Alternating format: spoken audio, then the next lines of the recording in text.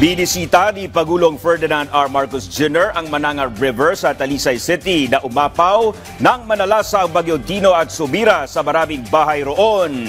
Yan ang ulat ni Jessie Atienza ng PTV Cebu. Personal na nagtungo si Pangulong Ferdinand R. Marcos Jr. sa Mananga River sa Talisay City. Ang ilog na umapaw nang nanalasa ang bagyong Tino na bumura sa kabahayan ng daang-daang residente. Sinamahan siya ni DPWH Secretary Vince Dizon at ni Cebu Governor Pamela Baricuatno at ng alkalde na si Mayor Gerald Anthony Gulyas.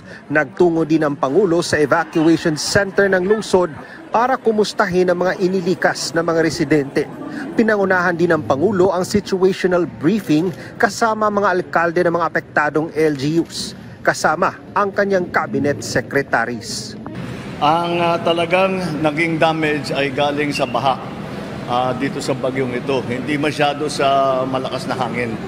At nakita natin na yung mga linagay dati na mga dike, mga protection ay hindi talaga kaya yung bigat, yung dami ng tubig na bumagsak. But we are very, very sorry. Hindi ko siyempre lahat kami nalulungkot dahil napakataas ng ating casualty figures. At ito, karamihan talaga ay dinala ng tubig. Dahil sa laki ng tubig, dahil sa bilis ng parating ng flash flood. Ang sinasabi sa atin, ang pinaghahandaan ng mga LGU officials was a storm surge. Yung papasok galing sa dagat. Pero ang talagang nangyari, flash flood naman. Iba yung nangyari. At hindi natin napaghandaan dahil iba yung in-expect natin. Tiniyak ni Pangulong Ferdinand R. Marcos Jr. na bibigyan ng pamalaan ng financial assistance ang lahat ng mga apektadong kababayan sa tulong ng Department of Social Welfare and Development. Meron tayo pa cash assistance. Ang binibigay natin ngayon, 5,000 para sa mga partially damaged na bahay at 10,000 para sa completely damaged na bahay. Para meron silang magamit para makapagtayo na naman sila ulit ng bahay. And so that is ongoing now. Later on, patuloy naman ang tulong kasi meron tayo mga i-relocate kasi marami sa naging biktima ay nasa no-build zone. At nakapagpatayo sila ng bahay dun sa no-build zone.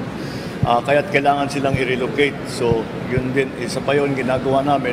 Napag-usapan namin ng mga local government units dito sa Cebu to include the provinces, the municipalities, and the cities, ay pinag-usapan namin kung paano saan natin ilalagay dahil umaasa kami sa LGU para makahanap ng lupa paglalagyan ng mga i-relocate. Habang nagbigay na ng direktiba ang Pangulo sa pagpapaasikaso sa kailangan ng mga biktima, ipinapaayos na din ng Pangulo ang mga kalsada upang matiyak na makakapasok ang tulong ng pamahalaan, lalo na sa mga binahang lugar. Public Works, for example, nagpapaikot ng mga engineering team para tignan yung mga kalsada, baka na-erode, baka kailangan ng ayusin, baka kailangan sarhan. Pero so far, mukha namang maayos. May mga 2-3 na kailangan tutukan, kailangan tignan na mabuti. Baka hindi na pwedeng gamitin dahil nasira na dahil sa baha.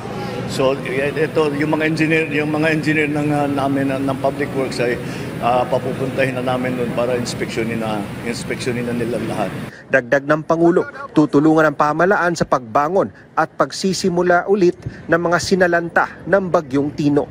We will be helping the families of those na naging casualty.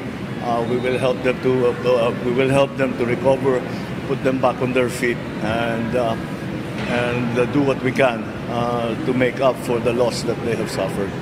And that is, again, I made the same promise to Cebu, your governor and your mayor, that as long as the national government is needed, we will be here.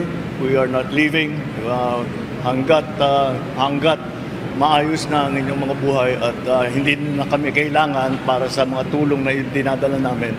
then we will remain here. Mula sa PTV Cebu, Jesse Atienza para sa Pambansang TV sa Bakog, Pilipinas.